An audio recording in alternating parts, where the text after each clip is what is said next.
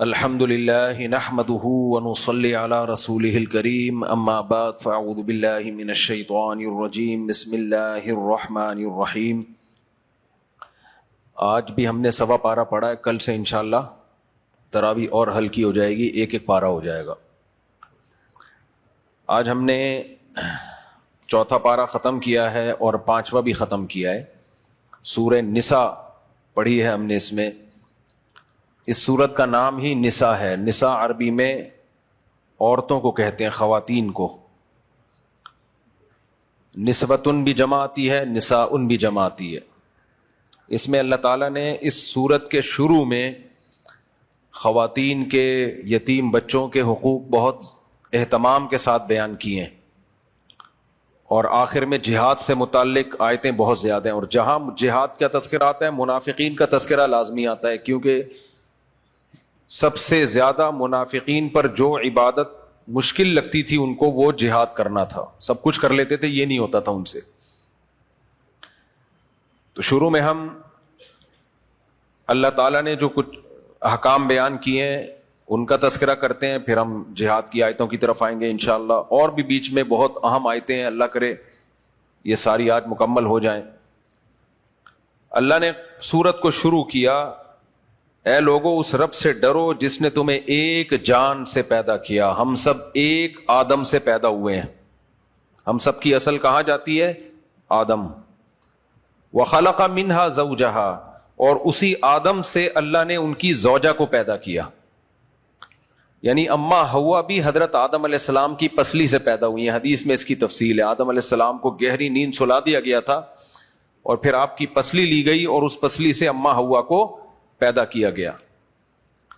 پسلی سے پیدا کرنے میں کیا حکمت تھی اللہ بہتر جانتا ہے، لیکن اس سے اتنا ضرور پتا چلتا ہے کہ عورت مرد ہی کا، حدیث میں آتا ہے شقائق الرجال، عورتیں مردوں کے جسم کا ٹکڑا ہیں۔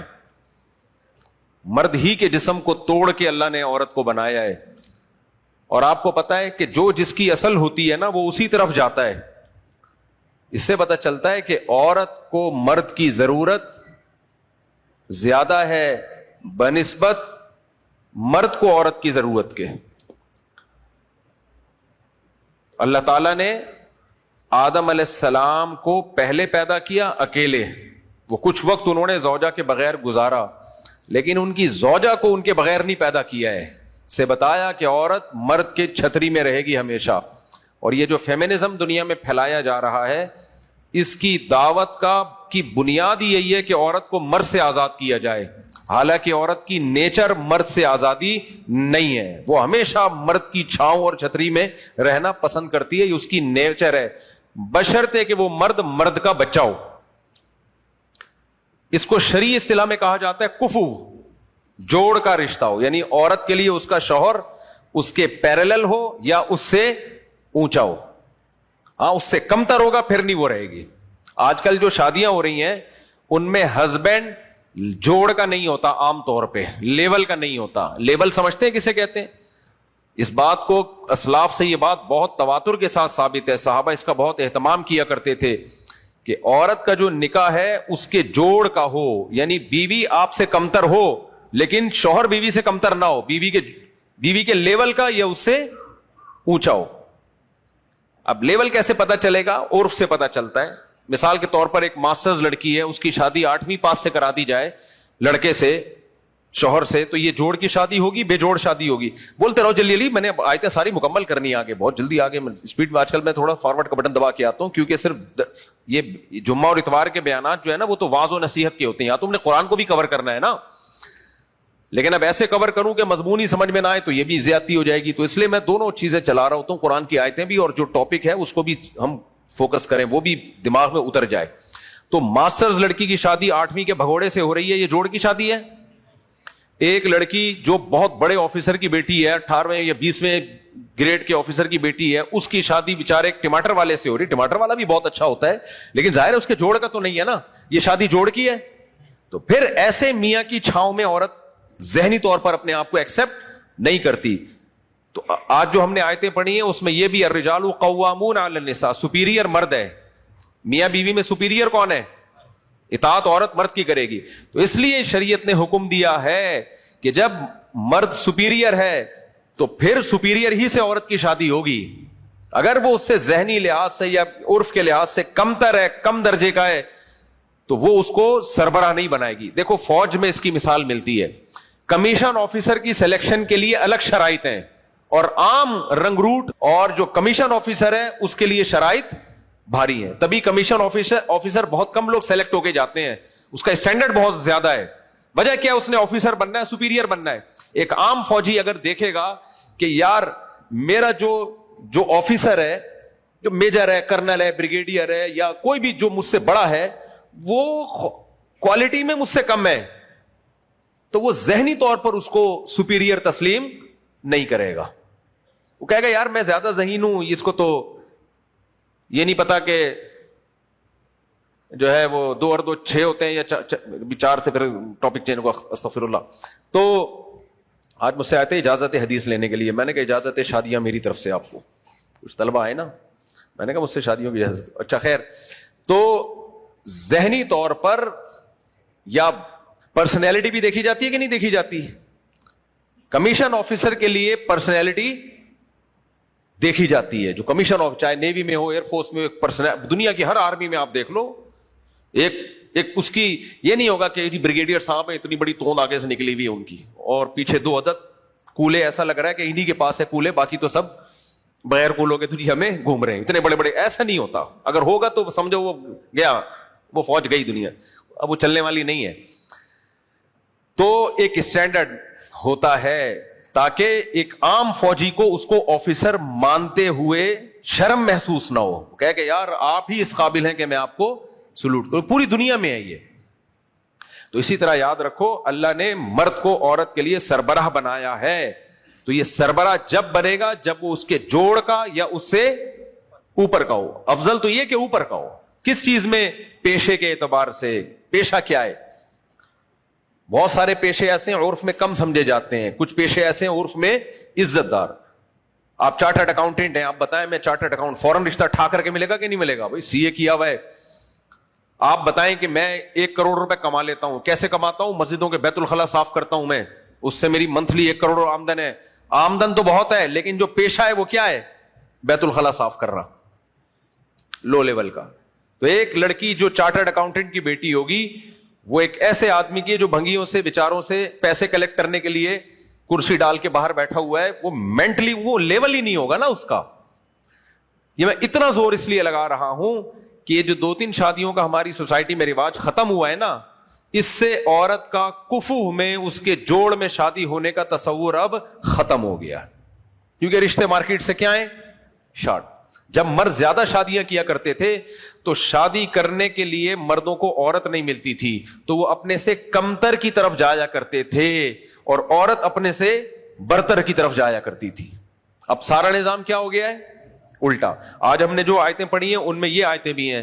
اللہ نے سورہ یہ جو 5واں پارہ ہم نے شروع کیا, اللہ نے فرمایا وَمَن لَّمْ يَسْتَطِعْ مِنْكُمْ طَوْلًا, آج کی تراویح میں وَمَن لَّمْ يَسْتَطِعْ مِنْكُمْ طَوْلًا أَن يَنكِحَ الْمُحْصَنَاتِ الْمُؤْمِنَاتِ, اے ایمان والو اگر تم کسی آزاد عورت سے نکاح کی تم میں طاقت ہی نہیں ہے. پتہ چلا اس زمانے میں ایسے بہت سے لوگ تھے جو آزاد عورت سے نکاح کی ان میں استطاعت تھی نہیں. کیوں نہیں تھی؟ کوئی کرنے کے لیے تیار ہی نہیں تھی. اس لیے کہ جو عام آزاد عورت تھی اس کا اسٹینڈرڈ بہت ہائی تھا. تو بہت سے لوگ صحابہ تابعین کے دور میں ایسے تھے جن کے پاس پیسہ بھی ہے, بیوی بھی نہیں ہے نکاح میں, لیکن پھر بھی کوئی آزاد عورت ان سے نکاح اس لیے نہیں کر رہی کہ اس کو اس سے بھی اونچے اسٹینڈرڈ والے لوگ میسر تھے. میں سمجھا پا رہا ہوں اپنی بات؟ اس کی مثال ایسے ہے کہ حضرت جعفر طیار جب شہید ہوئے, ان کی زوجہ حضرت اسما, تو ان کو نکاح کا پیغام حضرت ابو بکر نے بھی بھیجا, سیدنا علی نے بھی بھیجا. یہ دونوں بڑے بڑے لوگ تھے خاندانی اعتبار سے بھی, ہر لحاظ سے, لیکن انہوں نے ترجیح دی سیدنا ابو بکر کے نکاح کو. حالانکہ بیوہ تھی, لیکن نکاح پہ پیغام آ رہے ہیں, اور سیدنا علی کا رشتہ ریجیکٹ کیا عمر کم ہونے کی بیس پہ. میں سمجھا پا رہا ہوں اپنی بات؟ کا میچور جو ہے ابو بکر ہیں. پھر حضرت ابو بکر کا انتقال ہوا, حضرت علی نے دوبارہ پیغام بھیجا تو پھر انہوں نے قبول کر لیا. تو یہ بیوہ عورتوں کی اس طرح سے وہاں 2 رشتے آ رہے ہیں, 3 آ رہے ہیں, وہ سلیکٹ کر رہی ہیں کہ ان میں سے کس سے کرنا ہے ہم نے. آج ایسا نہیں ہوتا. کہ بیوہ عورت کے پاس رشتوں کی بھرمار ہو. اگر بھرمار بھی ہوگی تو وہ اس کے اسٹینڈرڈ کے نہیں ہوں گے. جاؤ شادی دفتروں میں جا کے دیکھ لو, اسٹینڈرڈ گیا تیل لینے. آج مرد کر رہا ہے, مرد کی شرطیں لگ رہی ہیں. اب مرد شرطیں لگا رہا ہے, یہ تعلیم ہو, یہ ایجوکیشن ہو, اتنا کماتی ہو, ایسے وغیرہ وغیرہ. تو یہ سارا سیٹ اپ جو الٹا ہوا ہے نا, یہ اس لیے الٹا ہوا کہ ہم نے نکاح طلاق کے حکام اسلام سے لیے اور ایک بیوی پر اکتفا والا نظام ہندوؤں سے لے لیا. تو دونوں سسٹم ایڈجسٹ بولو ہو ہی نہیں رہے. یہ سسٹم ہے, یہ سسٹم نہیں ہے. یہ وہی سسٹم ہے جس کے بارے میں لندن سے بیان آیا تھا, کیا پن لگا کے رکھا ہوا ہے, حلالی پن. جی صحیح آیا تھا نا بیان. کیا الیکشن جب ہو رہے تھے وہاں سے لوگ جیت رہے تھے جہاں سے کھڑے ہی نہیں ہوئے. جو اتنے ہائی لیول کی لڑکیاں, ان کی شادیاں, میں نے خود ڈاکٹروں کا نکاح میٹرک کے بھگوڑوں سے کروایا الحمدللہ. لڑکی تھی, شادی اس کی میٹرک کے بھگوڑے سے ہو رہی ہے. تو جب تک سوسائٹی میں 2-3 شادیوں کا رواج نہیں ہوگا, لڑکی ہمیشہ اپنے سے کمتر میں جانے پر مجبور ہوگی. تو اللہ, وہ میں آیتیں پڑھ لوں, وَمَن لَّمْ يَسْتَطِعْ مِنكُمْ طَوْلًا, اللہ کہہ رہے ہیں اگر تم آزاد عورت سے نکاح کی طاقت نہیں رکھتے. تو اس سے پتہ چلتا ہے بہت سے لوگ تھے, یہ مردوں کو یہ کہا جا رہا ہے استطاعت نہیں ہے. آج رشتوں میں پرابلم لڑکیوں کو ہوتی ہے, لڑکوں کو نہیں ہوتی. پہلے لڑکوں کو ہوتی تھی, لڑکیوں کو نہیں ہوتی تھی. تو اللہ نے فرمایا کوئی بات نہیں, تم کسی کی باندی سے نکاح کر لیا کرو. فَمِمَّا مَلَكَتْ أَيْمَانُكُمْ, باندی سے نکاح میں اتنے مسائل ہیں نا کہ باندی جس مولا کی ہوتی ہے خدمت بھی اسی کی کرے گی, اس کی مرضی کے بغیر گھر سے نکل نہیں سکتی. بیوی آپ کی ہے, خادمہ اس کی ہے. کتنا ٹینشن والا نکاح ہے یا نہیں ہے؟ آپ کا بچہ ہوگا, غلام اس کا ہوگا, آپ کے مولا کا ہوگا, آپ کا بیٹا, لیکن اس کا غلام پہلے ہوگا. وہ کتنی ٹینشن ہے. لیکن قرآن نے کہا کہ ذالک لمن خشی العنت منکم, یہ نکاح ترغیبی نہیں ہے, اس میں بڑے فسادات ہیں, لیکن زنا سے بہتر یہی ہے کہ یہ کر لو. زنا مت کرو, زنا مت کرو کسی کی باندی سے. تو صحابہ زنا سے بچنے کے لیے نکاح میں اپنا لیول کتنا گرا دیتے تھے قرآن کے مطابق, تاکہ زنا نہ ہو. تو اب بتاؤ, اب تو جو عورتیں لو لیول ہیں وہ باندیاں تھوڑی ہیں کسی کی. زیادہ زیادہ یہ ہوگی 8ویں پاس ہوگی, میٹرک نہیں کر پائی بیچاری, تو اس سے کوئی میٹرک والا شادی نہیں کر رہا, میٹرک والے سے انٹر والا شادی نہیں کر رہا. اللہ تو صحابہ کو کہہ رہا ہے زنا سے بچنے کے لیے کسی کی باندی, لونڈی تو بہت ہی کم سمجھی جاتی تھی, کم درجے کی, لیکن اللہ نے کہا زنا سے بہتر ہے اس سے نکاح کر لو. نہ وہ تمہاری خدمت کر پائے گی, نہ اپنے آقا کی مرضی کے بغیر تمہارے ساتھ رات گزار پائے گی, لیکن چلو ایک حلال رشتہ تو ہو جائے گا نا. تو اس لیے اللہ نے فرمایا زنا مت کرو, اس لیول کی عورت سے نکاح کر لو. تو ہم بھی یہ کہتے ہیں جس سوسائٹی میں تعدد زوجات ہوتا ہے نا, لونڈے لپاڑوں کو لڑکیاں ملتی نہیں ہے, کیونکہ لڑکیوں نے اچھے اچھے میاؤں پہ قبضہ کر لیا ہوتا ہے. جو اس ہائی لیول کے ہوتے ہیں نا, ساری ان کی زوجہ بن جاتی ہے, رائل فیملی اور بڑے بڑے لوگوں کے ہاں. بھائی یہ گاڑی سائڈ پہ کر لو یار, یہ گاڑی ہے جی 258 آلٹو کار ہے 258. تو صحابہ کرام میں بھی ایسا ہی تھا کہ اللہ نے فرمایا اپنا معیار گرا دو, معیار کسی کی باندی سے نکاح کر لو. تو حضرت بریرہ باندی تھی نا, ان کے شوہر نے نکاح کر لیا تھا. پھر باندی میں ایک پرابلم یہ ہے کہ اس کا مولا آزاد کر دے گا تو اس کو طلاق کا حق بھی آ جائے گا اس کے پاس, یہ ایک الگ ٹینشن تھی. لیکن انہوں نے کیا بھائی زنا سے بچنے کے لیے بہتر ہے, کیونکہ عورت ملتی نہیں تھی اس زمانے میں آسانی سے.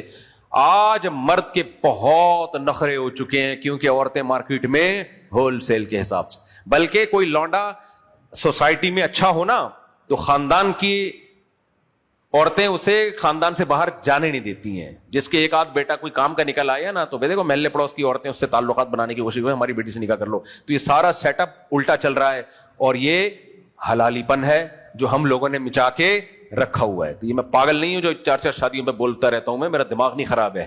ہم نے اس کو سمجھا, اس فلسفے کو اسلام کے, سمجھ رہے ہو. اور میں جو بڑے بڑے کبھی دعوے کر دیتا ہوں نا, میرے خلاف اہل حدیث لوگ کلپ بنا رہے ہوتے ہیں, اس نے اجماع کا دعویٰ کر دیا, اتنا مبالغہ کر دیا. تو یہ دعویٰ کیا ہوتا ہے تو وہ دعویٰ صحیح ہوتا ہے, وہ دعویٰ صحیح ہوتا ہے. تو ایسے ہی ہوائی دعویٰ نہیں کر دیا. تو اب میں اس رمضان میں کوشش کر رہا ہوں, جتنے لوگوں نے اس طرح کے میرے خلاف کلپ بنائے ہیں نا, جیسے تراویح پر یا طلاق ثلاث پر یا اور, وہ اس پہ پورا ریئیکشن میں ریکارڈ کرواؤں, پھر بتاؤں کہ مبالغہ کون کر رہا ہے. تو ایک تراویح پہ انشاءاللہ مارکیٹ میں آنے والا ہے انشاءاللہ. خیر, تو ایک تو اللہ نے یہ حکم دیا کہ اللہ تعالیٰ نے آدم علیہ السلام کے پسلی سے کس کو پیدا کیا؟ अम्मा हवा को। फिर अल्लाह कहते हैं वबस्स मिनहुमा रिजालन कसीरन व निसाआ, फिर अल्लाह ने उन दोनों से दुनिया से मर्दों और औरतों को फैला दिया पूरी दुनिया। हम भी हैं, चाइना में भी, कनाडा, अमेरिका, जहां भी जाओ ये सारे, आप देखो जब ग्राफ बनाते हैं ना, स्कूलों में ग्राफ बनाना सीखते हैं ना, तो ग्राफ जब बनाते हैं कोई आबादी बढ़ रही हो तो माजी में जाओगे तो क्या होगी, वो कम होगी। तो ये जो आज इंसान है ना 6 अरब के करीब, इनका ग्राफ आप बनाएं तो पीछे होते होते होते होते यूं सिमटेगा ना, क्या ख्याल है? और ये सारे इंसान आएंगे या बीच में बंदर भी आएंगे? इसमें सारे इंसान आएंगे, होते होते होते एक इंसान पे जाएंगे ये, इसमें बंदर मार्केट में कहीं भी नहीं है। तो ये डार्विन लंबी फेंक कर गया है और इसी को हमारे लोग कैच कर रहे हैं, देसी लिबरल। दलील से ये नजरिया बिल्कुल साबित नहीं है। बकरी के वहां बकरा पैदा होता है, गधी के यहां गधा पैदा होता है, शेरनी के यहां शेर पैदा होता है, सदियों से यही हो रहा है। तो इंसानों का ग्राफ भी माजी में लेके जाओगे, आबादी सिमटेगी, होते होते होते 1 लाख पे आएगी, फिर 50,000 पे आएगी, फिर 25,000 पे आएगी, फिर 5,000 पे आएगी, फिर 1,000 पे आएगी, फिर 500 पे आएगी, 250 पे आएगी, 100 पे आएगी, 50 पे आएगी, 25 पे आएगी, 4 पे आएगी, 2 पे आएगी, फिर 1 आदम पे आएगी। इसमें बंदर बोलो कहीं भी नहीं है। तो बकवास है ये जो फेंक के गए हैं लंबी लंबी। खैर, तो आगे अल्लाह ताला फरमाते हैं वत्तकुल्लाह, उस अल्लाह से डरो, अल्लज़ी तसाअलून बिही वल अरहाम, जिसका तुम वास्ता देते हो एक दूसरे को। जब कोई तुम्हारा हक अदा नहीं कर रहा होता उसको वास्ता देने के लिए कहते हो अल्लाह से डर। तो अल्लाह कहते हैं खुद भी किससे डरो, अल्लाह से डरो। वल अरहाम, और रिश्तों का भी एक दूसरे को वास्ता देते हो। और बहुत सारे काम तुम्हारे रिश्तों की वजह से हो जाते हैं। रिश्ते का क्या मतलब, यार तू मेरे भाई होके मुझे गुटके के पैसे नहीं दे रहा। आजकल तो चल रहा है, मैं तो वही बताऊंगा ना। यार तू मेरी बहन होके मैं तुझसे कह रहा हूं पानी पिला दे, पानी नहीं पिला रही। बहनों का तो भाइयों का एहतराम होता है। तू मेरा भाई होके, मैं बेवा हूं, मेरा भाई होके मेरे बच्चों का खर्चा नहीं दे रहा। ये सब रिश्ते अंग्रेजों में नहीं होते। ये अंग्रेजों में ये सेटअप मार्केट से क्या हो गया, शॉर्ट। अब्बा ही नहीं पाल रहे तो आगे बहन भाई को कौन पालेगा। लेकिन अल्लाह कहता है मैंने तुम्हें आदम और हव्वा से इसलिए बनाया कि तुम्हारे आपस में रिश्ते कायम हो जाएं। अम्मा हव्वा और आदम अलैहिस्सलाम निकाह के जरिए थे, मियां बीवी थे, माज अल्लाह नकले कुफर गर्लफ्रेंड बॉयफ्रेंड नहीं थे। तो अल्लाह कहते हैं इसी से मैंने फैला के रिश्ते बना दिए, और उन्हीं रिश्तों का वास्ता दे के तुम एक दूसरे से हुकूक लेते हो। बाप अपने बच्चों पे क्यों खर्च करता है, रिश्ता है। बच्चे बाप से कितना खाते हैं पूरी जिंदगी, घर मिला, नाम मिला, पराठे मिले, मलाइयां मिली, पकोड़े मिले, है भाई। मां से कितना खाते हैं, दूध पिलाती है पहले वो, अगर वो मां ना होती पिलाती, एक एक घूंट के पैसे लेती वो, समझ रहे हो। रिश्तों की वजह से मां भी खिलाती है, बाप भी खिलाता है, मोहब्बतें होती हैं। अल्लाह कहते हैं इन्हीं रिश्तों का तुम वास्ता देते हो एक दूसरे को। तो ये रिश्ते बनाने वाला कौन है, अल्लाह। लिहाजा उससे भी तो डरो जिसने ये तुम्हें रिश्तों में जकड़ दिया। इससे पता चलता है रिश्ते बहुत बड़ी नेमत है जिससे अंग्रेज ज्यादातर, सब नहीं, महरूम हो गए। तो बेचारे महरूम, मार्केट से रिश्ते क्या हो गए उनके, और क्यों महरूम हुए, निकाह ना होना। तभी मैं निकाह पे चीखता हूं, इतना मैं पागल नहीं हूं। मैं एक बात आप लोग को बता दूं, बहुत से लोग मेरे पे कमेंट्स में तो पागल हो गया, इसका दिमाग खराब हो गया है। मैं सब कुछ हो सकता हूं, लेकिन मैं कुरान हाथ में रख के बोल दूं अब तक की रिपोर्ट के मुताबिक अल्हम्दुलिल्लाह मैं पागल नहीं हूं, ये मैं बता दूं। इसलिए मेरी किसी बात को ये ना कहा करो पागल हो गया है, आप पागल हो सकते हो। जल्दी से लतीफा सुना दूं फिर समझ में आएगा। जो मुझे पागल कह रहे हैं ना कि हर वक्त निकाह निकाह शादी शादी करता रहता है, भाई सोसाइटी में यही चीज तो खत्म हुई है, बाकी तो सब चल रहा है। और इसी चीज को खत्म कर रहे हैं यूनिवर्सिटियों में, तालीमी इदारों में। खुद साल साल लगे हुए तबलीगी अपने बच्चों की शादी नहीं कर रहे, मस्जिद का इमाम अपने बच्चों की शादी नहीं कर रहा, वो गर्लफ्रेंड बॉयफ्रेंड लेके उनके लौंडे लपाड़े घूम रहे हैं। जो सोसाइटी में जिना फैल रहा है, साल लगाने के लिए गए हुए होंगे। ये नहीं कि वहां से ये सीख के आ जाएं कि भाई अपने अल्लाह पे तवक्कुल करो, अल्लाह से होता है, अल्लाह के गैर से नहीं होता। ये लौंडा बड़ा हो गया, पता नहीं क्या कुछ करेगा, चल यार इसकी शादी कर दो, चल यार इस बच्ची को निपटा दो। नहीं नहीं नहीं, एकदम फौरन, अभी पहले अपने पांव पे खड़े होने दो, अभी एक्चुअली वगैरह वगैरह। वो फिर लंबी बहस हो जाएगी, ये तेरे से कुरान रह जाएगा। तो इसलिए मैं इतना चीखता हूं कि मैं पागल नहीं। वो एक बादशाह के यहां बारिश होने वाली थी, जल्दी जल्दी सारे लतीफे आजकल فارورڈ کا بٹن دبا کے کرنے پڑیں گے نا, قرآن نہ رہ جائے. وہ ایک بادشاہ کے ہاں نجومی نے بتایا کہ بارش ہونے والی ہے, جو بھی اس بارش کا پانی پیے گا پاگل ہو جائے گا. تو بادشاہ نے بولا ابے سارے پاگل ہو جائیں گے تو ہم کیا کریں؟ اس نے کہا ہم اپنے لیے تالاب بنا کے اپنی زندگی تک کے لیے نا 50-60 سال کے لیے پانی الگ اسٹور کر لیں, ہم لوگ وہاں سے پیا کریں, پبلک کو پاگل ہونے دو. تو انہوں نے پانی تالاب میں اسٹور کر لیا, بارش ہوئی, سب پی کے وہ ساری پبلک پاگل ہو گئی. اب بادشاہ اور وزیر عقلمند وہاں سے لے جا کے چھپ چھپ کے پیا کرتے تھے. اب جب ساری قوم پاگل ہو گئی تو ان کو بادشاہ اور وزیر پاگل لگنے لگے, کیونکہ وہ پاگل ہوئے نہیں تھے. کیا خیال ہے ان کو؟ جب سارے پاگل ہوں گے تو جو نہیں ہوگا ان کو وہ پاگل لگیں گے نا. تو ان کو بادشاہ وزیر پاگل لگنے لگے, اور بادشاہ وزیر کے خلاف احتجاج شروع کہ ان دونوں کو باہر نکالو, یہ کیا ہے؟ پاگل ہیں. ہم الگ قسم کی باتیں کرتے ہیں اور یہ الگ. ہم کہتے ہیں جلدی شادی نہیں کرنی چاہیے, بادشاہ وزیر کہہ رہے ہیں جلدی شادی کرنی چاہیے. ہم کہتے ہیں مردوں کو زیادہ نکاح کرنے چاہیے, نہیں کرنے چاہیے, یہ کہہ رہے ہیں زیادہ نکاح کرنے چاہیے. ہم کہتے ہیں 2 بچے ہی اچھے, بادشاہ وزیر کہتے ہیں بچے زیادہ ہونے چاہیے. تو یہ دونوں کیا ہو گئے ہیں؟ پاگل, ان کو باہر نکالو. اب بادشاہ وزیر دلائل دے رہے ہیں, نہیں سمجھ میں آ رہا ان کے. تو پھر بادشاہ نے وزیر پوچھا بھائی یہ تو ہمارے ہاتھ سے تو حکومت جاری. تو وزیر نے کہا اب ایک ہی حل ہے, ہم دونوں وہ پانی پی لیں تاکہ ہم بھی ان جیسے ہو جائیں. تو وہ تو پاگل تھے, انہوں نے پی لیا, میں یہ پانی نہیں پیوں گا. سمجھ آ رہی ہے بات؟ میں نہیں پیوں گا. آگے چلتے ہیں ہم. آگے اللہ تعالیٰ نے فرمایا وَآتُوا الْيَتَامَى أَمْوَالَهُمْ, یتیموں کو ان کا مال پکڑایا کرو. آپ کے باپ کی ڈیتھ ہو گئی, خدا نخواستہ چھوٹا بھائی ہے, مت ہڑپ کر کے بیٹھو. بڑا بھائی کاروبار کے نام پہ کھا جاتا ہے, یتیم بچیاں ہوتی ہیں کھا جاتا ہے, بھتیجوں کی جائیدادیں چاچے کھا جاتے ہیں. اللہ نے کہا نہ کھاؤ نہ کھاؤ, انہ کان حوبا کبیرہ, یہ بہت بڑا گناہ ہے. اور آگے اللہ نے آگے 4 شادیوں کی آیتیں ہیں, وہ تو میں کئی بار بیان کر چکا ہوں. وآتوا النساء صدقاتهن نحلا, بیویوں کو ان کا مہر خوشی خوشی دے دیا کرو. عدالتوں میں جھگڑے چل رہے ہوتے ہیں, اتنا مہر کھا گیا, اتنا یہ کر لیا, اتنا وہ کر لیا. اللہ کہتے ہیں خوشی خوشی ان کا مہر ان کے حوالے کر دیا کرو. اور اللہ نے فرمایا جب یتیم بچے بالغ ہو جائیں تو پھر فوراً ان کی وراثت ان کے حوالے مت کرو. وجہ کیا ہے؟ نہ سمجھیں لوگ کاروبار کے نام پہ ان کو چونا لگا کے کھا جائیں گے.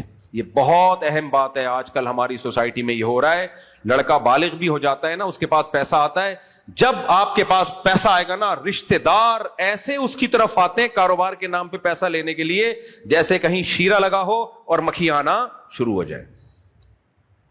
یہ تو اپنی زندگی میں ہم نے دیکھا ہے. سب آئیں گے یار تمہارے پاس, آپ کسی کو بتا دو میرے پاس 1 کروڑ روپے ہے, پھر دیکھو فون آئے گا یار وہ مفتی صاحب اصل میں ایکچولی بات یہ تھی کہ وہ میں نے ایک بزنس کا سوچا ہے, وہ دینے والے تو بہت ہیں لیکن ہر ایک سے میں لینا نہیں چاہتا. میں چاہتا ہوں اگر میں پروفٹ کماؤں تو کسی نیک آدمی کے پاس جائے نا, نیک آدمی کے پاس جائے. تو بحریہ ٹاؤن میں ایک پلاٹ ہے, کوڑیوں کے دام بک رہا ہے. میں چاہتا جمشید کو دے دیتا, غفار کو دے دیتا, لیکن میں نے کہا یار مفتی صاحب کے ہوتے ہوئے یار یہ زیادتی ہے یار, ہم علماء کی اتنی خدمت تو کریں. چونا لگا دے گا گیا.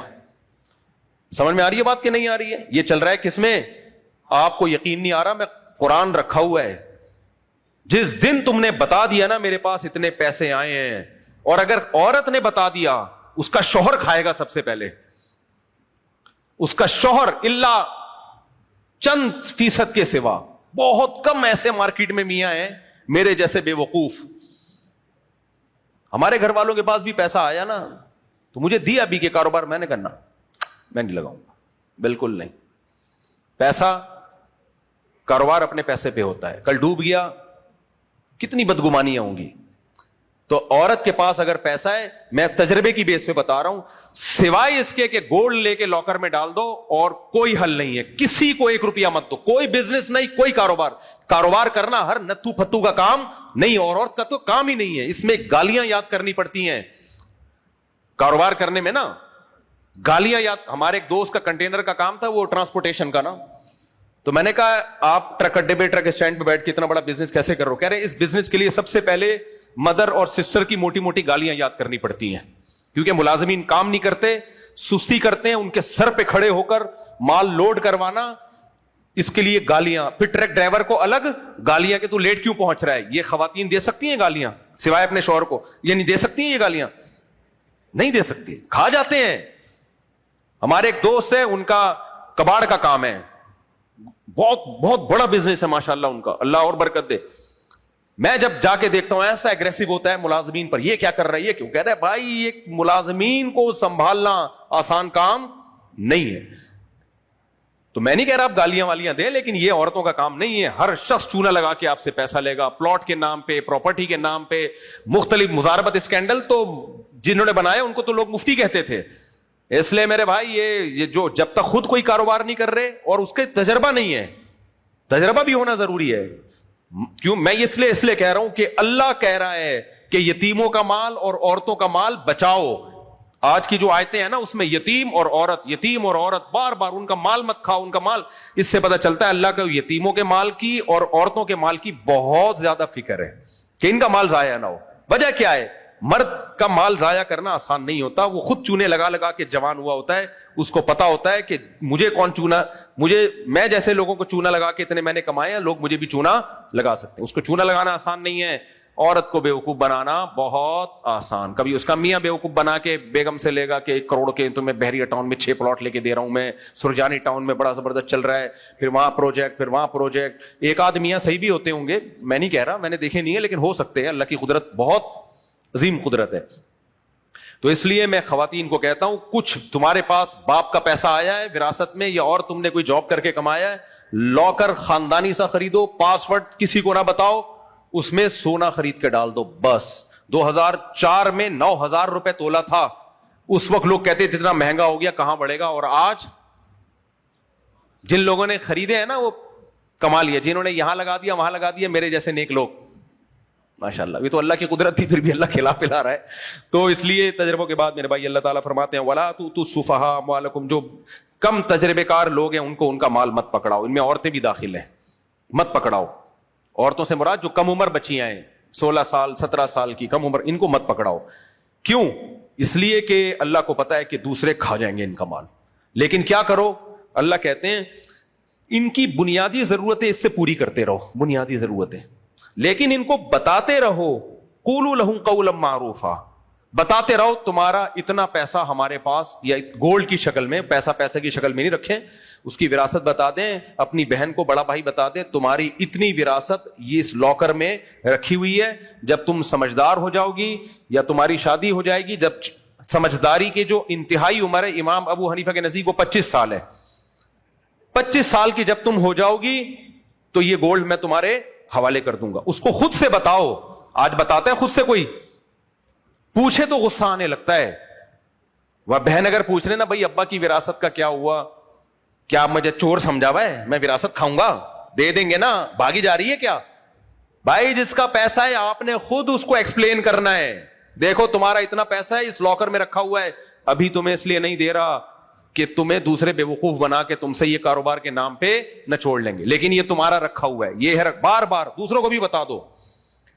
تو جس کا پیسہ ہے اس کو خود بتانا پڑتا ہے. اس سے بھی پتا چلا کہ آپ نے مکان کا کرایہ مالک مکان کو دینا ہے, آپ کا ایگریمنٹ ہوا تھا 5 تاریخ تک دے دوں گا, 5 تاریخ کو اگر نہیں دیا تو اس کا فون نہیں آنا چاہیے, آپ کے ذمہ آپ فون کریں کہ بھائی 5 کو میں نے دینا تھا لیکن کسی وجہ سے میں لیٹ ہو گیا ہوں.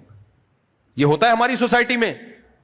وہ خود پیچھے پڑ کے عذاب بنا دو گے, اس کو زندگی عذاب بن جائے گی.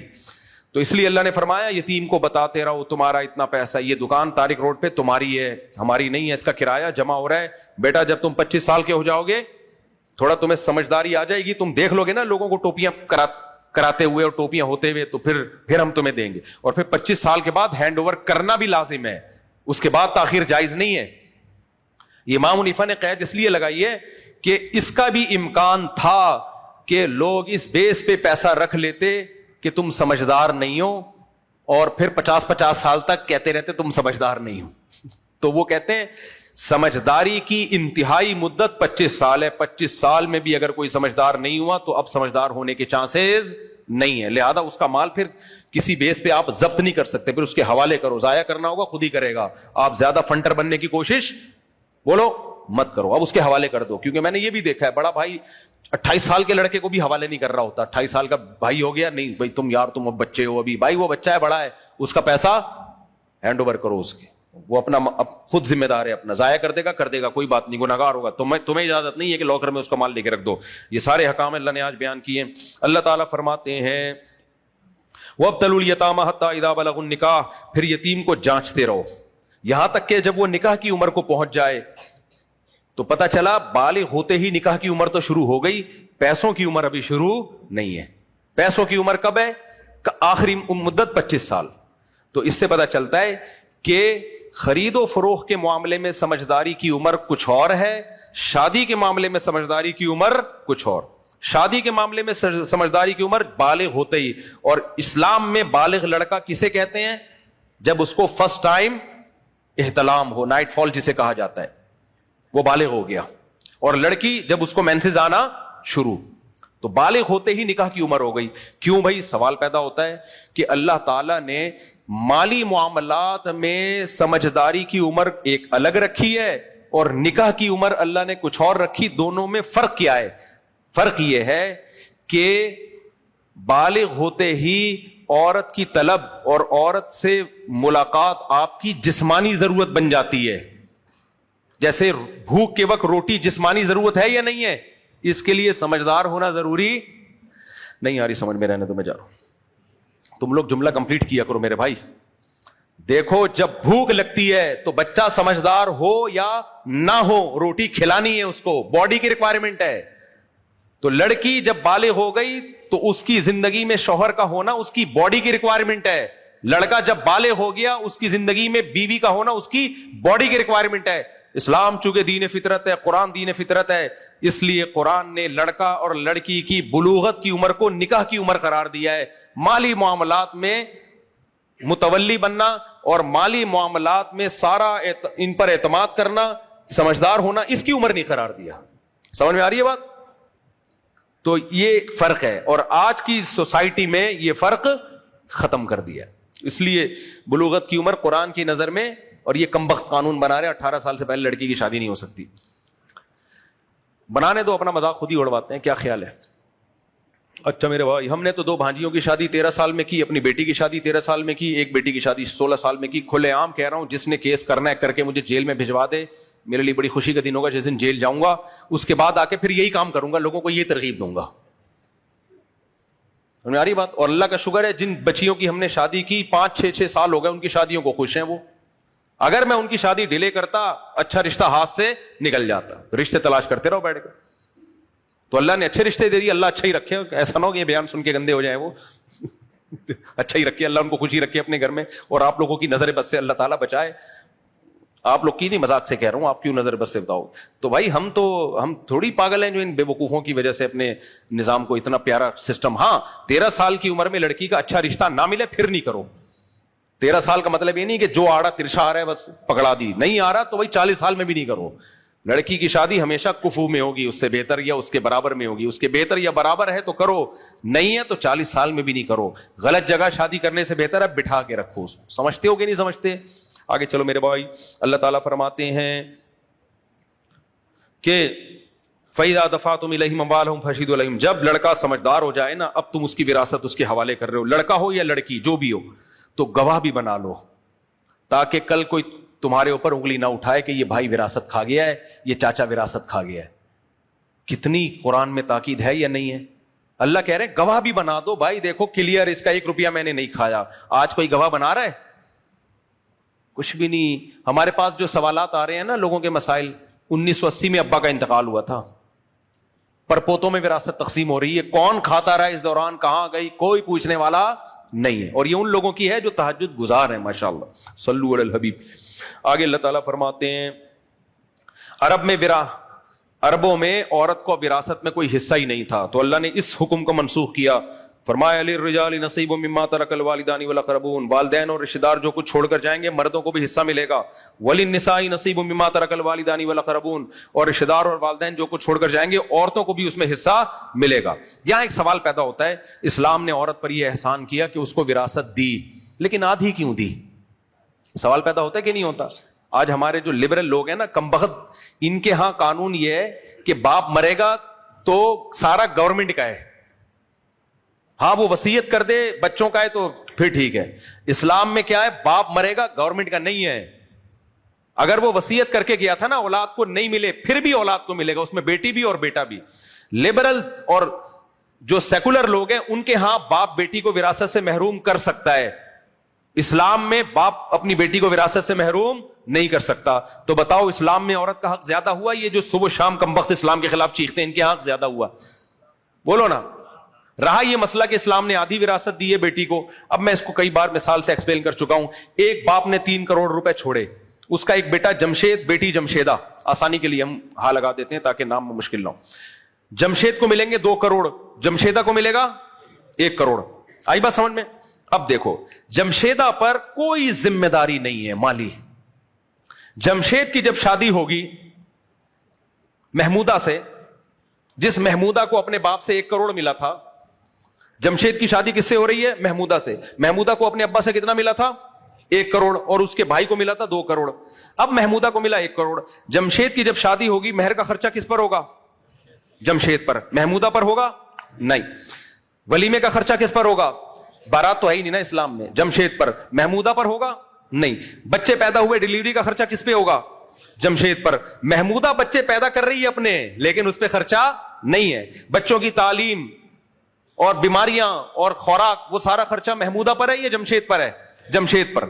پھر آگے بچیوں کی شادی کی ذمہ داریاں, پھر آگے بیٹوں کو پڑھانا وغیرہ وغیرہ وغیرہ. گیس بجلی کا بل جمشید پر ہے محمودہ پر ہے؟ جمشید پر. بل, گیس کا بل, بجلی کا بل, سلنڈر ختم ہو گیا, بار بار میں جو اپنے پھٹی ہیں وہ بتانا شروع کر رہا ہوں. اب بار بار ہمارے علاقے میں گیس نہیں آ رہی, بار بار سلنڈر تبدیل, بھیجنا خادم کو, یہ سلنڈر لے کے جا, وہ والا سلنڈر اس گھر میں, یہ اتنے سارے ہم لوگ سلنڈر کا میں سوچ رہا ہوں اپنا بزنس شروع کر دوں. یہ سارے خرچے جمشید پر ہیں یا محمودہ پر؟ محمودہ مرے گی 1 کروڑ اس کے پاس ویسے کے ویسے رہیں گے, اور جمشید جب مرے گا کہنے کو تو 2 کروڑ دیے, خرچے 10 کروڑ کے ڈال دیے اس کے اوپر. نہیں آ رہی میرا خیال ہے بات؟ تو فیور کس کو دے رہا ہے اسلام, جمشید کو یا محمودہ کو؟ محمودہ پیڑے کھانے کے علاوہ اس کا کوئی کام بولو. اب تو وہ ایک کام پہلے محمودہ کا ہوا کرتا تھا, بچے پیدا کرنا, اب تو وہ بھی 1 آدھ بچے کے بعد وہ بھی ختم. ایک ہوتا تھا کام, وہ بھی ختم ہو گیا. چلو خیر, اب وہ کیا رونا روئے آدمی بیٹھ کے, حلالی پن لگا کے رکھا ہوا. آگے چلتے ہیں ہم. اللہ تعالیٰ فرماتے ہیں نصیباً مفروضہ, اور یہ حصے بھی ہم نے متعین کر دیے ہیں. یعنی بیٹے اور بیٹی کو جو باپ سے ملے گا اس میں بھی تمہیں کانٹ چھانٹ کی اجازت نہیں ہے, کیونکہ اس میں اس بات کا امکان تھا کہ اللہ نے جب یہ کہا کہ بیٹی کو بھی ملے گا بیٹے کو بھی, تو کچھ 2 نمبری میں لوگ کرتے, بیٹی کو 5 روپے پکڑا دیے, چل تجھے مل گیا نا, بس قرآن کے مطابق عمل ہو گیا. نہ اللہ کہتے ہیں نصیباً مفروضہ, وہ حصے میں نے بیان کر دیے ہیں, اسی کے حساب سے ملے گا. ایک بڑی پیاری آیت فرمایا وَلْيَخْشَ الَّذِينَ لَوْ تَرَكُوا مِنْ خَلْفِهِمْ ذُرِّيَّةً ضِعَافًا خَافُوا عَلَيْهِمْ. کیسی پیاری آیت ہے, خدا کی قسم. اللہ کہتے ہیں کہ تم دوسروں کے یتیم بچوں کو پالو, اس کا خیال کرو. بھابھی بیوہ ہو گئی, اس کے بچے کون پالے گا؟ دیور پالے گا. اور پہلے تو صحابہ میں یہ تھا کہ بھابھی سے نکاح کر لیا کرتے تھے تاکہ ان بچوں کے ہم ستیلے باپ بھی بن جائیں. تو اللہ کہتے ہیں آج الٹا ہو رہا ہے, کیونکہ فیملی پلاننگ والوں نے کھوپڑی میں یہ بٹھا دیا کہ 2 سے زیادہ بچے نہیں ہونے چاہیے, بچے زیادہ ہوں گے تو بوجھ. تو جب اپنے پیدا نہیں کر رہا تو دوسروں کے کیوں پالے گا؟ کیونکہ وہ تو بوجھ بنا دیا نا سوسائٹی نے. سمجھ میں آ رہی ہے کہ نہیں آ رہی؟ سوسائٹی نے ان بچوں کو کیا بنا دیا؟ بوجھ. جب تک بچے نعمت سمجھے جاتے تھے کہ بوجھ نہیں ہے, یہ تو نعمت ہے, آپ پالیں گے, آپ کی انٹرٹینمنٹ کا ذریعہ بنیں گے, آپ کی خدمت کریں گے, آپ کے لیے گفٹ ہے یہ گاڈ خدا کا. تو جب تک یہ فلسفہ تھا اس وقت بچوں کے بارے میں قرآن اندازی ہوتی تھی. باپ یا ماں مر جائے تو کون رکھے گا؟ ہر خاندان کا فرد کہتا تھا میں رکھوں گا اس کو, کیونکہ بچہ نعمت سمجھا جاتا تھا. حضرت مریم کی والدہ کا انتقال ہوا تو قرآن کہتے ہیں قرآن اندازی جھگڑے شروع ہو گئے خاندان میں, حالانکہ بیٹی تھی. ہر خاندان کا فرد کہہ رہا ہے یہ بچی میں رکھوں گا, دوسرا کہہ رہا ہے میں رکھوں گا. ایہم یکفل مریم. تو قرآن اندازی ہوئی, زکریا علیہ السلام جو آپ کے خالو تھے ان کے نام کا رقعہ نکلا, پھر انہوں نے رکھا حضرت مریم کو. فیملی پلاننگ کی بدبو محسوس ہو رہی ہے. یہ جو ہمارا لبرل طبقہ, یونیورسٹیوں کا, پروفیسروں کا 2 بچے ہی اچھے, ان کی غلاظت اور گندگی سمجھ میں آ رہی ہے کہ انہوں نے انسانیت کو بوجھ بنا کے پیش کیا ہے. جب تک اس غلیظ نعرے سے لوگ متاثر نہیں تھے, انسان نعمت سمجھا جاتا تھا. لوگ چاہتے تھے ہماری اولاد بھی زیادہ ہو اور دوسروں کے بچے بھی ہم پال لیں اگر ان کے ماں باپ مر گئے ہیں. تو اس لیے قرآن کہتا ہے کہ اگر تم اس کو بوجھ سمجھ کے جان چھڑاؤ گے کہ یہ یتیم بھتیجے. میرے پاس جب میں کال سنا کرتا تھا ایسی لڑکیوں کے فون آتے, میں جوان, میرا شوہر جوان ایکسیڈنٹ میں مر گیا, ساس نے بچوں سمیت مجھے گھر سے نکال دیا کہ خود پال جا کے, ہم نہیں پالتے. رو رہی ہیں, چیخ رہی ہیں. اور پھر میں سنتا تھا بزرگوں کے بیان کہ دوسری شادی نہیں کرنی چاہیے. یار اس لڑکی کا کیا ہوگا یار, جو اپنے بچوں کو لے کے روڈ پہ آئی ہے؟ اس کا ان علماء کے پاس کوئی حل ہے؟ نہیں جی, عدل نہیں ہو سکتا. بھائی بے عدلی کر کے وہ ظلم نہیں ہوگا جو اس کو روڈ پہ چھوڑ کے تم ظلم کر رہے ہو. پھر ایسی لڑکیوں کے فون بھی آئے کہ ہم بیوہ ہوئے جوانی میں, ہمارے بچے بھی تھے, شادی کوئی ڈھنگ کا آدمی کر نہیں رہا تھا, دوسری کرنے کے لیے تیار نہیں تھا, نتیجہ ہم نے جاب کی اور جاب میں ہمارے باس نے ہماری عزتیں لوٹی ہیں کیونکہ اس کو پتا تھا مجبور ہے. یقین نہ آئے نا, کوئی جوانی میں لڑکی طلاق یا بیوہ ہو جائے, اس کو جاب کرواؤ, جیسے سانڈ ہوتا ہے نا سانڈ, اس طرح سے سونگنا شروع کر دیتے ہیں ٹھرکی لوگ جن کو پتا چلتا ہے, ایسے سونگنا شروع کر دیتے ہیں. یہ ہماری سوسائٹی میں عورت کا کیا ہے حال ہے. اس لیے بھائی پاگل میں نہیں ہوں, پاگل وہ لوگ ہیں جو میرے خلاف بول رہے ہیں. آگے چلتے ہیں. میں پانی نہیں پیوں گا, یہ ذہن میں رکھنا, یہ جو لوگوں نے پانی پیا ہوا ہے. تو اللہ تعالیٰ فرماتے ہیں, یہ بہت زبردست آیت ہے. اللہ کہتے ہیں تم اپنے بھائیوں کے بہنوں کے بچوں کو پال لو. کیوں؟ وَلْيَخْشَ الَّذِينَ لَوْ تَرَكُوا مِنْ خَلْفِهِمْ ذُرِّيَّةً ضِعَافًا. دیکھو تمہاری بھی کمزور اولاد ہے, تم ان کے بارے میں سوچو, اگر تم مر گئے اور تم نے یہ کمزور اولاد چھوڑی تو تم کیا چاہتے ہو تمہارے رشتہ دار ان کے ساتھ کیا سلوک کریں؟ اپنے چھوٹے چھوٹے معصوم بچوں کو دیکھا کرو. خدا کی قسم, باپ مر جائے نا, ان چھوٹی بیٹیوں کا اور بچوں کا ہماری سوسائٹی میں کوئی پرسان حال نہیں, کوئی وہ محبت ملتی نہیں ہے ان کو, کوئی پوچھنے والا نہیں. بچیوں کا تو حال ہی خراب ہو گیا, بس برباد ہو گئی. تو اس لیے اللہ کہتے ہیں جو اپنے بارے میں پسند کرتے ہو دوسروں کے بارے میں بھی وہی پسند. اور ان آیتوں پہ ہمارے نبی نے عمل کیا ہے. کچھ موٹیویشنل اسپیکر ہوتے ہیں, یوٹیوب پہ آ کے تقریریں بڑی بڑی کر رہے ہوں گے, عمل میں زیرو. ہوتے ہیں کہ نہیں ہوتے؟ ایسے لمبی لمبی جتنے آج کل آ رہے ہیں نا, ٹش پش کر رہے ہوتے ہیں. ان کے اپنے ظرف دیکھا کرو. ہمارے نبی کے گھر میں 40 دن چولہا نہیں جلتا تھا, اتنی غربت. 9 بیویاں رکھی ہوئی ہیں. ام سلمہ رضی اللہ عنہا بیوہ ہو گئی, ان سے نکاح کر رہی ہیں. تو ام سلمہ نے فرمایا یا رسول اللہ آپ مجھ سے نکاح کریں گے, پہلی بات تو میری عمر زیادہ ہے, دوسرا میرے تو یتیم بچے ہیں. تو آپ نے فرمایا تمہاری عمر اگر زیادہ ہے تو میری تم سے بھی زیادہ ہے, کوئی بات نہیں ہے, اور یتیم بچے لے آؤ, وہ بھی جہاں اتنے گھر اللہ توکل پہ چل رہے ہیں ان کو بھی لے آؤ. تو ہمارے نبی نے پالا ہے یتیم بچوں کو. ایک پالنا عیدی سینٹر میں ہوتا ہے, جا کے بکرا دے کے آ جاؤ. ایک پالنا عزت کے ساتھ ہوتا ہے, گھر میں رکھ کر. کیونکہ آپ جب کسی عورت کو بیوی بنا لیتے ہیں تو پھر اس کے بچوں کو یتیم بچوں کی طرح نہیں پال سکتے, اپنا بچہ بنا کے پالنا پڑتا ہے اس کو. سمجھ میں نہیں آ رہی میرا خیال ہے؟ تو یہ ہمارے نبی کا ظرف ہے. اور عبد الرحمن ابن ابی سلمہ وہ نبی کے بیٹے تھے, یعنی ستیلے بیٹے تھے. وہ حدیث سناتے ہیں کہ میں نبی کی گود میں تھا اور نبی مجھے کھانے کے آداب سکھا رہے تھے. کل مما یلیک, اپنے سامنے سے کھایا کرو. محدثین نے یہ حدیث کھانے کے آداب میں بیان کی ہے. میں کہتا ہوں اس سے کھانے کا ادب بھی ثابت ہوتا ہے کہ کھانا کیسے کھانا ہے, لیکن اس سے یہ بھی ثابت ہوتا ہے کہ جیسے کھانا اپنے سامنے سے کھانا سنت, اس سے یہ بھی ثابت ہوتا ہے کہ بیوہ عورت سے نکاح کر کے اس کے بچوں کو پالنا اور ان کو کھانے کے آداب سکھانا یہ بھی نبی کی سنت. اور یہ والی سنت کھانے والی سنت سے زیادہ امپورٹنٹ. ہم نے کھانے کی سنت کو تو فوکس کر لیا, اس سے بڑی سنت جس کے بغاوت سے سوسائٹی میں تباہ ہو رہی ہے اس کو ہم نے پسے پش ڈال دیا. سمجھ میں آ رہا ہے کہ نہیں آ رہا ہے؟ نہیں آئے گا تو کوئی بات نہیں, پانی پی لو. آگے اللہ تعالیٰ فرماتے ہیں ان الذین یأکلون اموال الیتامی ظلما, جو یتیموں کا مال ظلم ناحق کھاتے ہیں, انما یأکلون فی بطونہم نارا, وہ اپنے پیٹ میں آگ ڈال رہے ہیں. کیا ڈال رہے ہیں؟ آگ ڈال رہے ہیں. آگے اللہ تعالیٰ فرماتے ہیں پھر وراثت کے حکام ہیں, واللذان یاتیانھا منکم, 2 مرد اگر آپس میں بدفعلی کرتے ہیں اللہ کہتے ہیں ان کو بھی سزا دو. اسلامک سوسائٹی میں یہ جو ہومو سیکشولیٹی ہے اس کی کوئی گنجائش بولو نہیں, حکومت پر لازم ہے ان کو سزا دے. آگے اللہ کہہ رہے ہیں فَإِن تَابَا, اگر وہ توبہ کر لیں, وَأَصْلَحَا, اور آئندہ کے لیے حالات ٹھیک کر لیں, تو فَأَعْرِضُوا عَنْهُمَا, پھر تانے مت دو ان کو. ہر گناہ کا یہی حکم ہے. اگر کوئی گناہ کرتے ہوئے پکڑا گیا ہے, توبہ کر لی, اللہ سے معافی مانگ لی, اس کے حالات سے لگ گیا, اب اس کو پچھلے گناہ پہ تانا دینا حرام. سمجھ میں آ رہی ہے بات کہ نہیں آ رہی؟ چاہے زنا کرتے ہوئے ہو, چاہے لڑکوں سے بدفعلی یا کوئی فوش مووی دیکھ رہا تھا یا کچھ بھی شراب پیتا تھا, جب چھوڑ دیا تو قرآن کہہ رہا ہے اب اس کو تانا دینے کی تمہیں اجازت, بولو منہ سے بول لیا کرے میں سبق یاد کروا رہا ہوں, اجازت نہیں ہے. کیوں؟ اللہ فرماتے ہیں انما التوبۃ علی اللہ للذین یعملون السوء بجہالہ, کیونکہ اللہ کے ذمے ہے جو جہالت میں گناہ کر لے پھر توبہ کر لے تو اللہ اس کی توبہ قبول کرے گا. جہالت میں گناہ کا مطلب کیا ہے؟ ہر گناہ جہالت میں ہی ہوتا ہے. ہر گناہ یعنی گناہ کرنے والے کو اللہ نے جاہل کہا ہے. یہ نہیں کہ اس کو مسئلے کا ہی نہیں پتا تھا, مسئلہ پتا ہوتا ہے پھر بھی گناہ کر لیتا ہے, تو جاہل تھا وہ.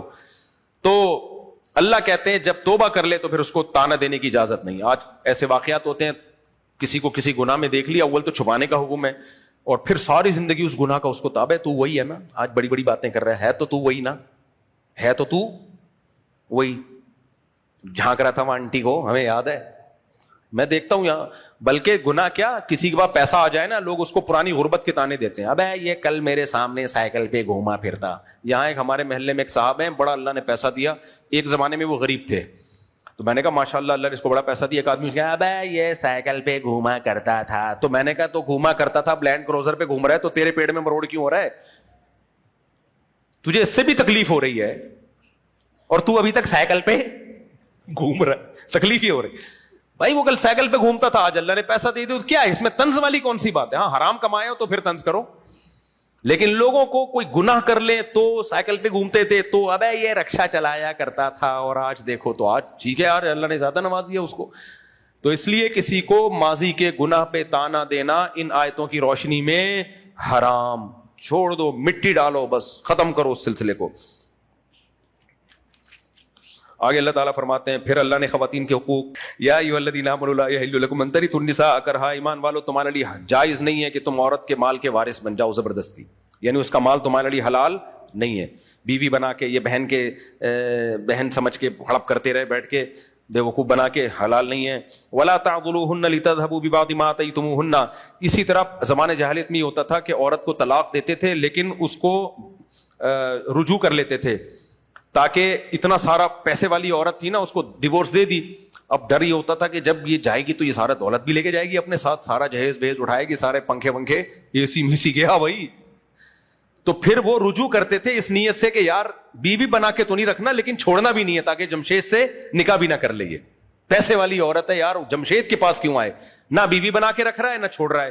تو اللہ نے کہا یا تو رکھو عزت کے ساتھ, اور اگر چھوڑا ہے تو پھر اس کے پیسے تمہیں ہڑپ کرنے کی اجازت نہیں ہے, اور اس نیت سے لٹکاؤ مت کہ وہ پیسے والی ہے, لٹکا کے مت رکھو اس کو. آگے اللہ تعالیٰ فرماتے ہیں وعاشروہن بالمعروف, اور ان کے ساتھ اچھا سلوک کرو. سوال پیدا ہوتا ہے کیسے اچھا سلوک کروں اے اللہ بیوی کے ساتھ, میری بیوی میں تو یہ خرابی, میری بیوی میں تو یہ خرابی, میری بیوی میں تو یہ خرابی. کون سی بیوی 100% درست ہوتی ہے؟ جمشید صحیح ہے نا. تو آگے اللہ تعالیٰ فرماتے ہیں فَإِن كَرِهْتُمُوهُنَّ فَعَسَىٰ أَن تَكْرَهُوا شَيْئًا, ہو سکتا ہے تم ان کو ناپسند کرو لیکن عین ممکن ہے کسی چیز کو تم ناپسند کرو اور اسی میں اللہ نے تمہارے لیے خیر رکھ دی ہو. جو لوگ بیویاں بدلتے رہتے ہیں نا کہ یہ والی ٹھیک نہیں تھی, میں ایک بندے کو جانتا ہوں 4 بیویاں بدلی ہیں اس نے, اور یہ بات ہوگی 2006 کی. اس وقت اس کی وہ 5ویں بیوی تھی, اب کا مجھے نہیں پتا, پھر میں وہاں اس علاقے سے چلا گیا. 4 بیویاں کیسے بدلی, ایک شادی کی نہیں بنی, سمجھ میں نہیں آیا, ایکچولی یہ یوں ٹھش طلاق دے دی, یار یہ صحیح نہیں تھی, دوسری لاؤ. دوسری بیوی آئی, وہ سمجھ میں نہیں آئی, یار یہ آٹا گونتے ہوئے اتنا زور سے کیوں ہلتی, ہٹا بے اس کو, طلاق دی. اور یہ ماشاءاللہ باشرہ. پھر تیسری شادی کی, یار یہ ٹھیک نہیں, اس کو چھوڑا. پھر چوتھی شادی کی. تو میں جب اس کسی مسجد میں امام لگا تو انہوں نے بولے تیرے کو نکال دے گا مفتی صاحب, یہ تمہیں نکال دے گا. میں نے کہا یہ کہتے ہیں یہ بیویاں ایسے بدلتا ہے, امام تو کوئی امام تے شاہی کوئی نہیں. تھوڑا جھیلم کا تڑکا بھی لگا ہے نا, امام تے شاہی کوئی نہیں, یہ بیویاں ایسے بدلتا ہے. تو بعض لوگ ہوتے ہیں ان کو کوئی سمجھ میں ہی نہیں آ رہی ہوتی, تو یار ایک خراب ہوتی ہے, 2 ہوتی ہے, 3 ہوتی ہیں, کم بخت تو ایک ایک کر کے 4 بدل چکا ہے. پھر 5ویں کی اس نے, اب مجھے نہیں پتا وہ 5ویں کے ساتھ ہی ہے, یہ ہو سکتا ہے ابھی 8ویں چل رہی ہو, واللہ عالم, یہ ان کا مسئلہ ہے گھر کا, میں کسی کے ذاتی معاملات میں نہیں پڑتا. لیکن اللہ نے شروع میں بتا دیا بھائی ٹھیک ہے, ایک تو اتنا خرابی ہو کہ حدود اللہ پہ قائم رہنا ممکن نہ ہو, پھر تو علیحدگی کا راستہ اختیار کرو. لیکن نارمل ایسا ہوتا ہے کہ 100% دنیا میں ٹھیک کوئی بھی نہیں ہوتا, تو ہو سکتا ہے تم اس کو ناپسند کرو, لیکن کسی چیز کو تم ناپسند کرو, عین ممکن ہے اللہ نے اس میں تمہارے لیے بہت ساری خیریں چھپائی بھی ہو. ہمارے ایک استاذ کی بیوی ان کو بہت تنگ کرتی تھی, بہت تنگ. ان کو ارادہ ہوا بیوی کو طلاق دے دیں, تو ان کے استاذ نے کہا یہی آیت پڑھی. وہ مجھے خود اپنا واقعہ سنا رہے تھے, کہہ رہے ہیں میرے پیر و مرشد نے مجھے کہا یار ٹھیک ہے تمہیں تنگ کر رہی ہے, لیکن اللہ قرآن میں کہتا ہے ہو سکتا ہے اس میں اللہ نے تمہارے لیے خیر رکھ دی ہو, تو برداشت کر لو. تو کہتے ہیں میں نے برداشت کر لیا سوچ کے. پھر اپنے بچوں کے بارے میں کہنے لگے یہ خیر ہے وہ جو آج گھومتی ہوئی نظر آ رہی. وہ بچے واقعی بڑے نیک ہیں. ان کے بچے میں نے دیکھے رمضان میں ایک ایک دن میں 15 پارے, آدھا قرآن, پوری رات تہجد. بہت نیک بچے ہیں ماشاءاللہ, اللہ نظر بس سے بچائے. تو وہ کہنے لگے یہ وہ خیر کثیر, اگر میں برداشت نہیں کرتا تو یہ خیر ملتی مجھے. بعض دفعہ بیوی نیک ہوتی ہے, بچے جو مارکیٹ میں لاتی ہے نا وہ بڑے خطرناک ہوتے ہیں. تو اس لیے مسلمان کیا کرتا ہے, وہ کہتا ہے سارے مزے دنیا میں نہیں ملیں گے. میں نے واقعہ سنایا تھا نا, ایک صاحب نے رشتہ طلب, میں پہلے رشتے کرا دیا کرتا تھا, تو اب تو ٹائم نہیں ہے. تو وہ مجھے کہنے لگے مجھے رشتہ بتاؤ. میں نے فلاں ایک رشتہ بتایا. بھائی بندے کو لڑکی پسند نہیں آ رہی, ہر لحاظ سے ایک لڑکی ٹھیک تھی, صرف انگلیاں 2 تھی اس کی. یہ والی انگلیاں کیا تھی, بعض ہوتے ہیں 2 انگوٹھے نکلے ہوئے ہوتے ہیں, 2 انگلیاں. کہہ رہے نہیں چلے گی. لوگوں نے بولا بھائی کیوں یار؟ کہتے ہیں یار جب ایک ہی شادی کرنی ہے تو کوئی فالٹ نہیں ہو. تو میں نے پیش گوئی کی, میں نے کہا اس کو ایسی ملے گی نا جو اس کا سر گنجا کرے گی. اب میں زیادہ ڈیپ میں نہیں جاتا, پھر ہوا اس کا سر گنجا. یا ایسا نہیں یہاں کوئی گنجا ہو تو آپ سمجھ لے وہ ہے, یہاں وہ بندہ موجود نہیں ہے. میں ہمیشہ واقعہ ریٹائر ہونے کے بعد سناتا ہوں, پتہ نہ چلے کس کی بات. لیکن جو اس کو چپت لگی ہے نا, پھر جہاں شادی ہوئی, ایسی چلاک عورت ملی تھی اس کو, طلاق ہوئی, پھر ان کے درمیان بہت مسائل ہو گئے, سونا وونا بھی لے کے بھاگ گئی, وہ چوری ووری بھی بہت ماشاءاللہ. میں نے کہا دیکھ لے بہت اعلیٰ معیار تھا نا تیرا. تو اس لیے میرے بھائی یہ دنیا مسافر خانہ ہے, گزارا کرنا ہے. وہ حوریں ووریں اللہ نے کہاں رکھی ہوئی ہیں آخرت میں. تو عورت کو بھی حکم ہے برداشت کر لو بھائی. ہر میاں تھوڑا سا بد اخلاق ہوتا ہے, آدمی کو اللہ نے تھوڑا سا ایگریسو بنایا ہے کیونکہ سربراہ ہے نا, تھوڑا سا ٹچ پچ کرتا ہے وہ. عقل مند عورت میاں کا غصہ دیکھ کے خاموش ہو جاتی ہے. اور جو فیمنزم سے متاثر ہے نا, وہ کہتی نہیں اس نے چیخ کے بولا ہے تو میں بھی چیخ کے جواب دوں گی, اس نے تھپڑ لگایا, غلط کیا تھپڑ لگایا تو میں بھی تھپڑ لگاؤں گی, اس نے یہ کیا تو میں بھی یہ کروں گی. پھر بعض عورتیں کیا کرتی ہیں, مرد نے ذرا سا لگا دیا, وہ چیختی اتنی زور سے ہے کہ اس آدمی کی 2 ٹکے کی سوسائٹی میں عزت نہیں رہتی. لوگ سمجھتے پتہ نہیں گلا دبا کے اس نے کوئی مار دیا ہے, کیا کیا ہے. ساری عورتیں نہیں کرتی ہیں ایسے بھائی, میں بعض کی بات کر رہا ہوں. خام خام خواتین بیان سننے والی پریشان ہوتی, ہماری برائی, آپ کی تھوڑی کر رہا ہوں, آپ کے علاوہ کی بات کر رہا ہوں. تو اس لیے میاں بھی پورے سیدھے نہیں ہوتے. یہ میاں بیوی کا رشتہ چلتا ہی کمپرومائز کرنے پر ہے. وہ مسافر خانہ ہے بھائی, گزارا چلاؤ. فی الحال جمشید پہ میں نے ایک واقعہ سناتا ہوں, اس خاتون کا پھر فون آ گیا تو اتنا مجھے ڈانٹا انہوں نے, یہ میرا واقعہ آپ نے کیوں سنا دیا, حالانکہ کسی کو کیا پتا تھا میں ان کا, انہوں نے خود ہی بتا دیا میرا واقعہ ہے, اس لیے میں وہ نہیں سنا رہا واقعہ. وہ ایک واقعہ تھا نا, میں نے کہا تھا فی الحال اس پہ گزارا کرنے کے لیے دوا کوئی دوسرا دیکھ لیں. ایک خاتون کے ان کے کئی سارے شوہر مر چکے تھے نا, تو ایک رشتہ آیا ان کے لیے, تو میں نے کہا فی الحال اس پہ گزارا کریں, اگلی دفعہ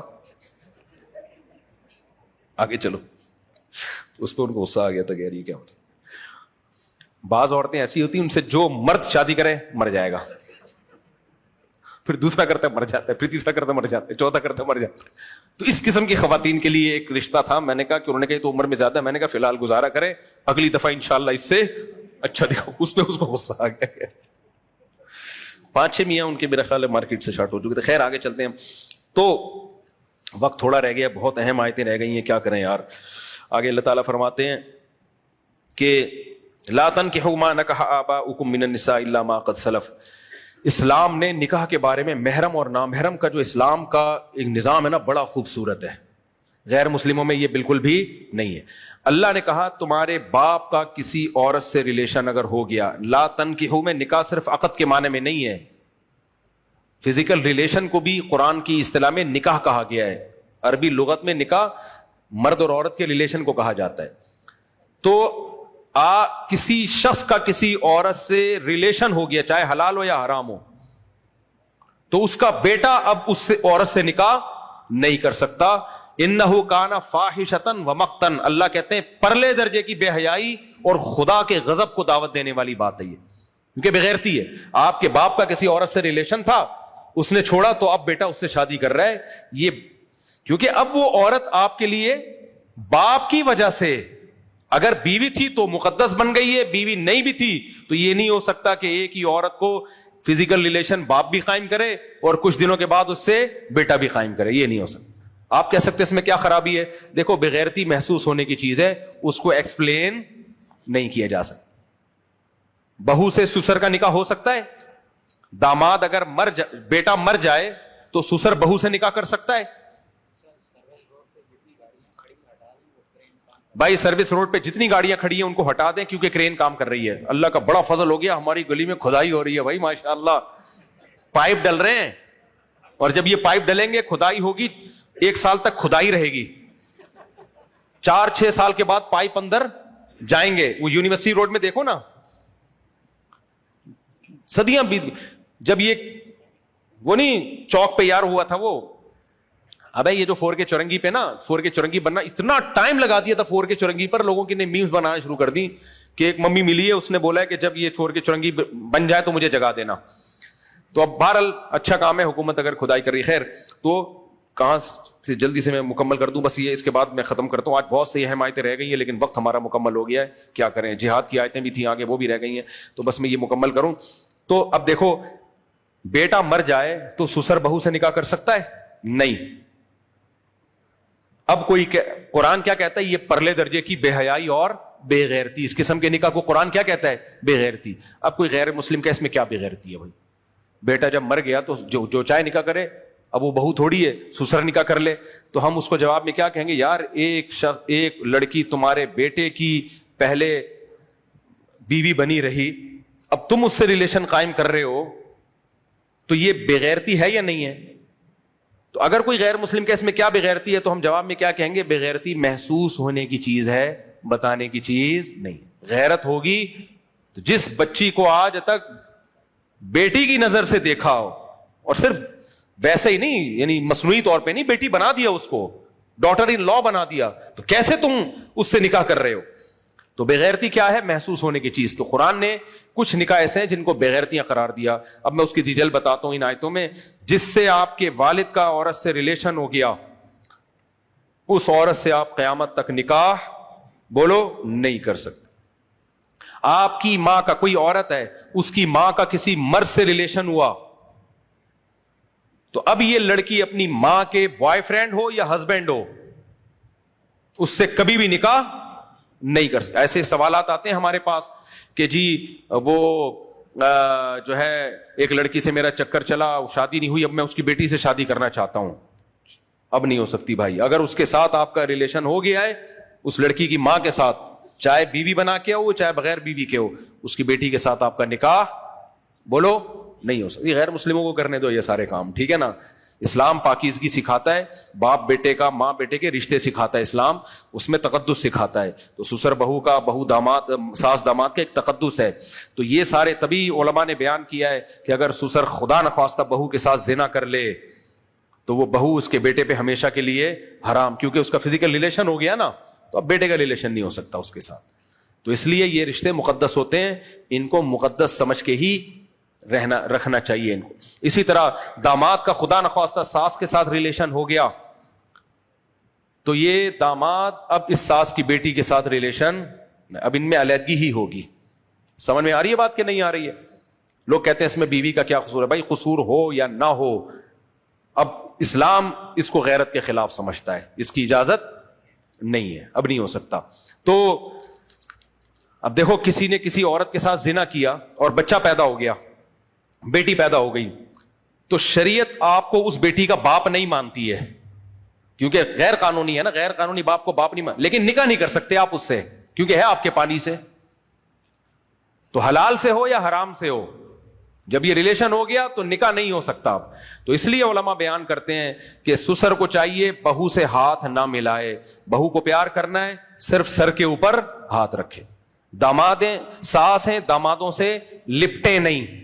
حج کر کے ساس آ رہی ہے اور داماد لینے کے لیے آیا, ایسے لپٹ لپٹ کے اس سے لپٹ رہے ہیں, کیا بغیرتی ہے, کیا پن لگا کے رکھا ہوا ہے. تو ساس کیا کرے گی؟ داماد کے سر پہ ہاتھ, بس. اس سے زیادہ آگے جانے کی کوشش بولو نا نہیں کرے. تو مجھے لوگ بتا رہے ہوتے ہیں میرے والد صاحب میری بہو کے ہاتھ پکڑ کے چوڑیاں ڈال رہے ہیں. یار یہ کیا بے غیرتی ہے یار. میرے والد صاحب میری بیگم کے لیے جو ہے وہ چوڑیاں لے کر آئے عید پہ, تو میری بیگم کا ہاتھ پکڑ کے اس کے کلائیوں میں چوڑیاں ڈال رہے ہیں. تو وہ شوہر بتا رہے کہ مجھے اپنے باپ کا یہ عمل اچھا نہیں لگ رہا, کہہ رہا مجھے غیرت آ رہی ہے, ابا کیا کر رہے ہو یار تم. تو یہ غلط ہے میرے بھائی. جب بیٹی بھی جوان ہو جاتی ہے تو تھوڑا سا اس سے انسان ریزرو, اس کے پیار کرنا ہے پیشانی پہ پیار کرو بیٹی کے, اور بہو کے صرف سر پہ ہاتھ رکھ لو. تو یہ سوسائٹی میں رہنے کے کچھ تمیز ہوتی ہے, سمجھ رہے ہو. تو اتنا زیادہ فری ہونا, اور اب تو ہماری سوسائٹی میں غیرت محرت سب ختم ہو رہی ہے. تو قرآن کے ان احکام کو ہم نے اپنی سوسائٹی میں زندہ کرنا ہے. اور بہت ساری آیتیں رہ گئی ہیں, پھر انشاءاللہ کل موقع ملا تو کل, ورنہ پھر اگلے سال ہو جائے گا. کیا خیال ہے بھائی؟ یہ کہ صاحب اگر ہم نے پراپرٹی اگر پراپرٹی قبضے میں نہیں ہے اور آپ کو اس پہ کچھ دسترسی حاصل نہیں ہے, نہ بیچ سکتے ہو نہ اس پہ کچھ گھر بنا سکتے ہو, تو پھر اس پہ زکوٰۃ نہیں ہے. زکوٰۃ اس مال پہ ہوتی ہے جو آپ کے تصرف میں ہو اور بیچنے کے لیے آپ نے خریدا ہو. وہ تیسرا بول دیا چاہیے نہیں بھائی 10 ماہ رمضان میں پکڑائی میں نہیں آتا, یہاں سے مسافہ کر لو. کہاں سے ہیں؟ بلدیہ ٹاؤن والے. رمضان میں مجھ سے پکڑنے کی کوشش کی نا, اچھا نہیں ہوگا, میں بہت بزی ہوتا ہوں رمضان میں.